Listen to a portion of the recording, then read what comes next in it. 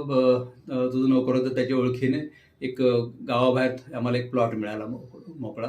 मग तिथे म्हणे आता तिथे आपण तिची सोय करूया. मग घरातून मग तिला परत इकडे येऊन बांधलं वगैरे आणि अ, खूप आश्चर्याच्या गोष्टी होत्या लक्ष्मीच्या बाबतीमध्ये, की इतर जनावरांना म्हशींना, गायींना 4 हे असतात, सड म्हणतात त्याला, टीट्स असतात. तर 4 सडामधून ते दूध देतात. लक्ष्मीला 6 सडं होते. 6 टीट्स होते तिला आणि ती 5 सडांमधून दूध द्यायची.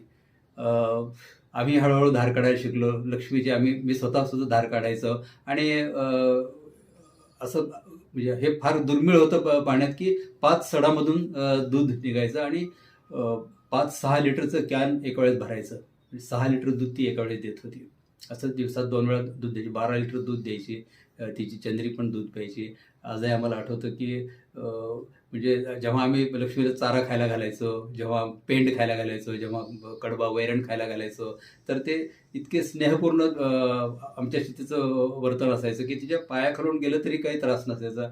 मायेने ती चाटायची. जसं म्हणजे अक्षरशः आपल्या बाळाला आई माया करते, तशी ती इतकी मायाळू होती लक्ष्मी आणि सगळ्या गावामध्ये लक्ष्मी प्रसिद्ध होती.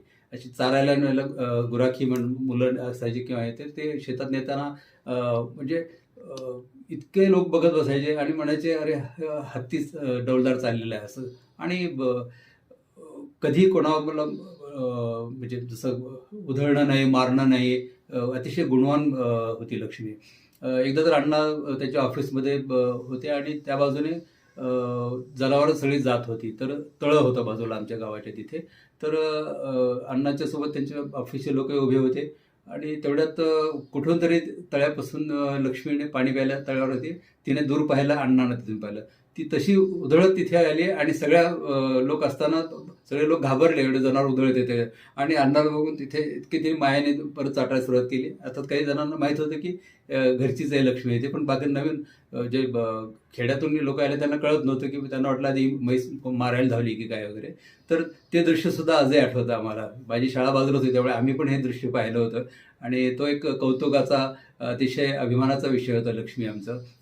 अ, लक्ष्मी म्हणजे तिला दुसऱ्या वेळेस हे वासरू झालं एक आणि दुर्दैवाने ते 4-8 दिवसामध्ये कशाने अचानक दगावलं. म्हशीची पिल्लं तसे लवकर कधी-कधी मरतात. त्यांना मॉर्टॅलिटी, मृत्यूचं प्रमाण जास्त असायचं म्हणे. उपचार हे कळत नव्हतं तेव्हा. तर त्यानंतर लक्ष्मी 10-12 दिवस जेवलीच नाही. म्हणजे खाण्याचं अक्षरशः बळच खायला घालावं लागायचं.